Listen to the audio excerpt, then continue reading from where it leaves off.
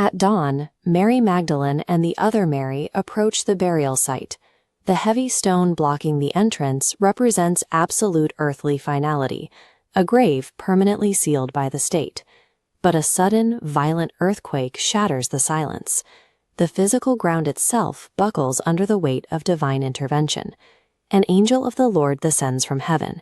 He effortlessly rolls back the massive stone and simply sits upon it, taking a posture of absolute triumph over death. The elite, heavily armed guards stationed to secure the site are overwhelmed by terror. They freeze, entirely paralyzed by the sight, collapsing to the ground like dead men. The ultimate symbol of human finality, a politically sealed, militarily guarded grave, has been effortlessly dismantled by a single terrifying display of divine authority. The angel turns his attention to the women and delivers a staggering declaration. He is not here, for he has risen, as he said. Looking at this dark, empty doorway, the women receive an invitation to see for themselves. The angel tells them to inspect the physical space where Jesus lay, offering the empty tomb as undeniable, verifiable evidence. The angel follows this proof with an urgent command. The women must leave immediately and tell the disciples to travel north to Galilee to meet him. Sprinting away from the rock wall, the women flee the site, entirely consumed by a complex, intense mixture of deep fear and great joy.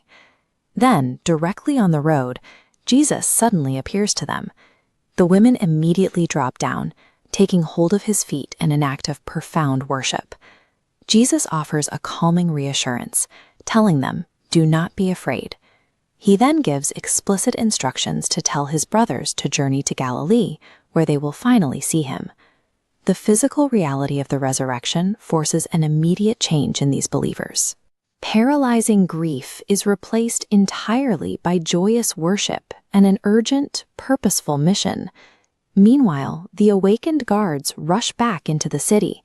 Terrified, they report the exact supernatural events they witnessed directly to the chief priests.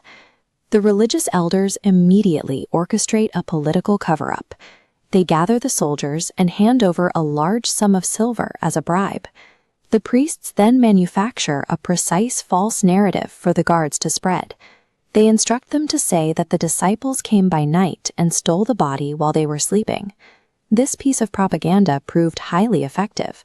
This specific explanation of the stolen body was widely spread and continued to be believed among the Jews for generations. On one side sits the verifiable reality of a miracle. On the other, earthly authorities resort to manufactured lies and financial corruption to maintain their fragile grip on power.